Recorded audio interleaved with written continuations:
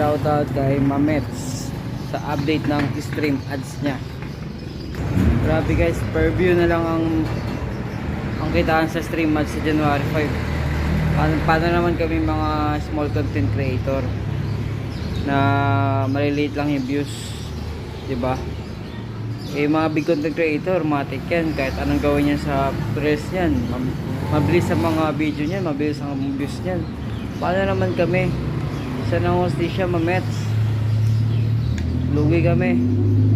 Kailangan pa namin mag-boost para lang dumami yung views compare sa mga big content creator na matataas na yung views talaga, na hindi na kailangan mag-boost, mataas na talaga yung views, diba? Shout out sa lahat ng small content creator. Magreklamo tayo sa Meta